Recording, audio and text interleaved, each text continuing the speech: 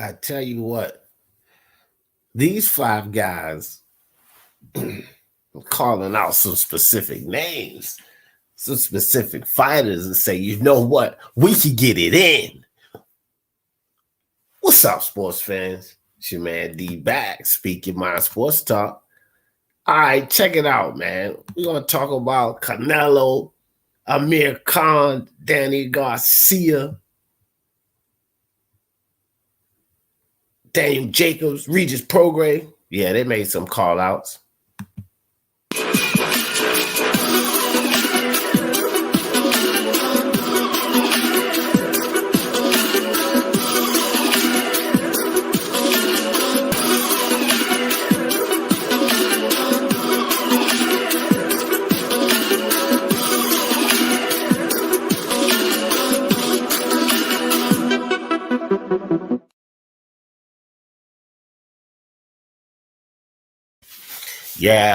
Yeah, man. You know, starting off with Daniel Jacobs. So Daniel Jacobs is back to calling out Jermall Charlo. You know, remember Daniel Jacobs ran up on Jermall Charlo back in the day.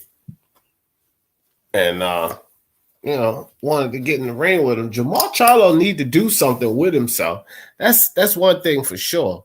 And Daniel Jacobs, hey man, that might be just what Jermall Charlo need, a fight with Daniel Jacobs. You know, he already fought an older Derevyanchenko. You might as well fight an older Daniel Jacobs. I mean, what else you got in front of you? Daniel Jacobs is definitely more valid than Juan Montiel. So, but Jacobs is calling out Charlo, say, hey, let's get it in. What do you think, man?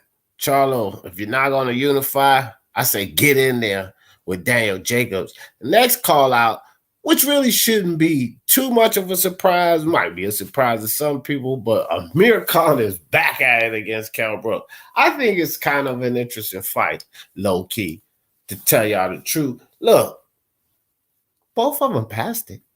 Amir Khan's chinny. Brook definitely didn't look like he was all there in the Terrence Bud Crawford fight. Of course, he was drained some, so we got to keep that in mind. But Amir Khan is back at it, calling out Kell Brook.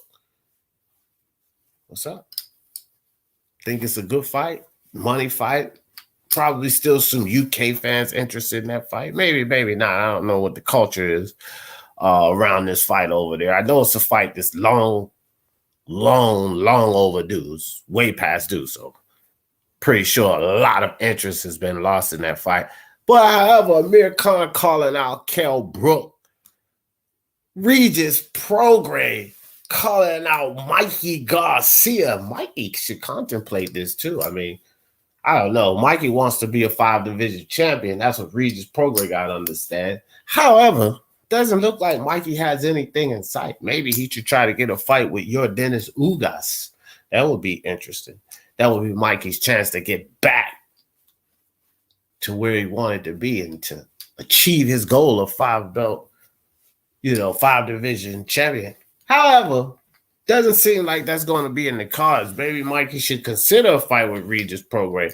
Of course, Mikey might be looking for money, and Regis just don't really have that stock in him. So, might be a no-go for you there, Regis Prograis. But, hey, Danny Garcia. Yes, Danny Garcia says he'll fight Jermell Charlo. Now, look, I don't mind it. That is a fight that Jermell Charlo could make some money off of. Danny Garcia has the name behind him.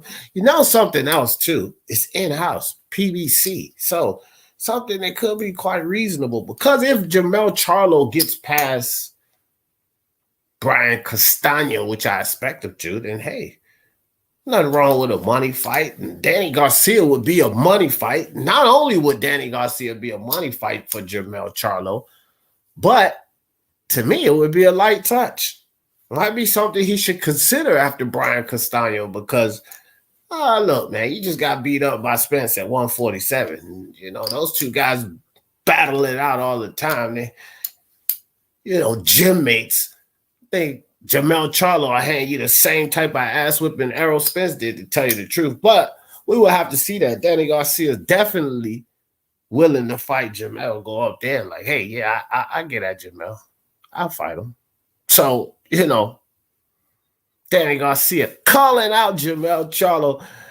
Save the best for last. Canelo Alvarez says, listen, let me get this Caleb Plant situation taken care of. And I'll beat up Errol, Spence, Jermall, Charlo, or Benavidez. You know, Reynoso and Canelo are doing big things now. I think Benavidez has the biggest claim. Spence is at the bottom of the totem pole. And Jermall Charlo is right there in the middle. Here's why I say that. Errol Spence, forget about it. I don't think we see that fight. Errol Spence tasted 154 or 160. What are you going to do with a 168-pound? Canelo will beat the hell out of Errol Spence, in my opinion, right now. I think he has the least chance out of the three of these guys to win in the Canelo-Alvarez fight. That's just my opinion. Maybe not. You know, if Canelo drains down to 160, you know, maybe that increases Spence's chances of winning, but I still don't think he beats Canelo, not even at 60.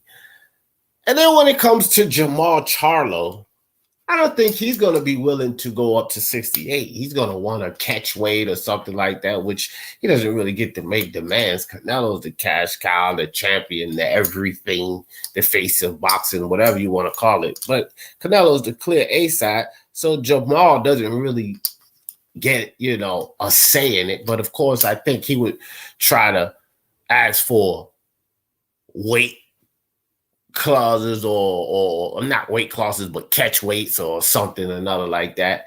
Either way, you go up to 160 or no cigar Jermall Charlo. Jermall Charlo said he's willing to do it. That's a big money fight, big statement fight. If Jermall Charlo could beat Canelo, he feels like he can beat Canelo. Never know, but Canelo is ready to get it in. Should he get past Caleb Plant, which we all expect him to. And then last on the list is David Benavidez. You know, Canelo basically is tired of all of the talk, man. He's been humble. He's been at the top of the game for a while. He's been humble, and now he's sick of it.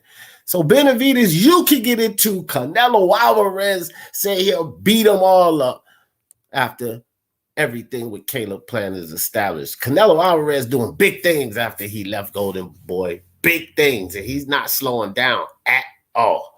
But yeah, just wanted to drop that on you guys. You know, these 5 fighters have called these guys out. And y'all know how I always in this thing. For the love of sports, let's talk about it. Peace.